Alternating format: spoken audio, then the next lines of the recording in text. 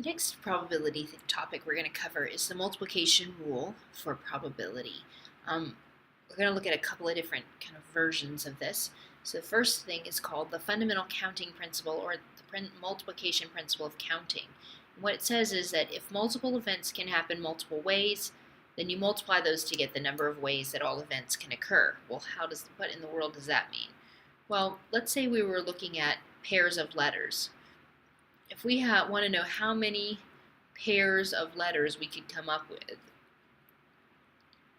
what we would look at is, well, for a pair, we want two things. How many could we have in the first one? Well, there's 26 letters in the alphabet. And then how many could we have for the second one? Again, if we're allowing for repeat, we have 26 letters. So together, we would multiply those, which means we have 676 possible pairs of letters if we are using any letter in the alphabet and we allow for repeat. Another example, what about phone numbers?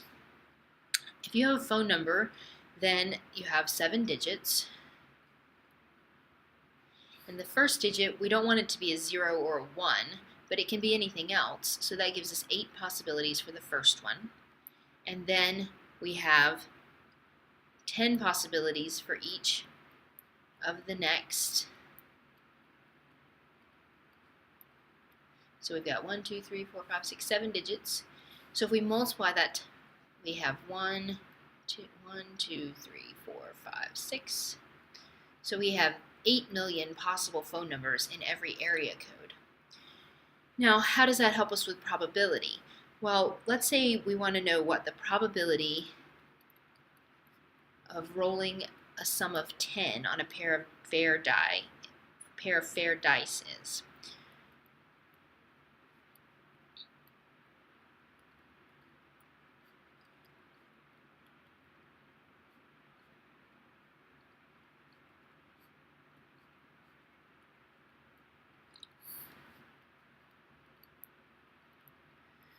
Well, the first thing we look at is if we're having a pair of dice, then what are our possible outcomes? How many possible outcomes in the whole sample space is there? Well, there's 6 possibilities on the first die and 6 on the second, which means there are 36 possible pairs. So that's our number of possibilities of the sample space. Then we just need to decide what is for our event. Our event is that it yields 10. So the possibilities for that are a 4 and a 6, or a 6 and a 4, or a 5 and a 5. So this is our event, where we have 10. So our probability of the event, remember, is the number of outcomes that give us what we want, divided by the number of outcomes for the sample space. And then, of course, we're going to simplify that fraction down. We get 1/12. So the probability of rolling a sum of 10 on a pair of fair dice is 1 out of 12. What that means is if you roll it 12 times, one of those times is going to most likely be a sum of 10 if they're fair dice. Now, you can also use the multiplication principle of probability.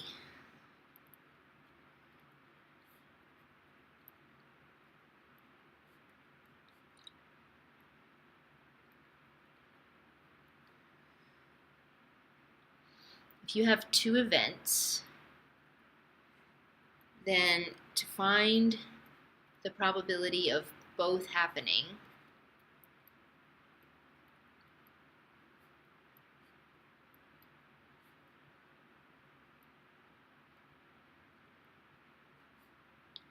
then that's terribly sloppy. To find the probability of both, then you just multiply the probabilities.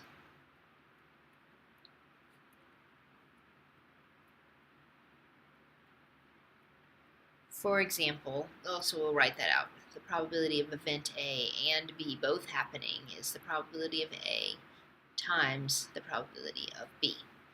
So, for example, if you want to find the probability of choosing a pair of vowels out of the letters,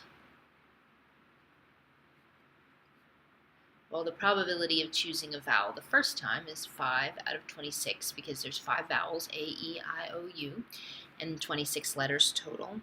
And the probability of choosing a vowel the second time is the same because we're allowing repeat. So we would have 25 out of 676 would be our probability if we had letters and we were choosing letters. We randomly selected them. We selected a pair of vowels. The probability would be 25 out of 676. So multiplication principle of counting, multiplication principle of probability.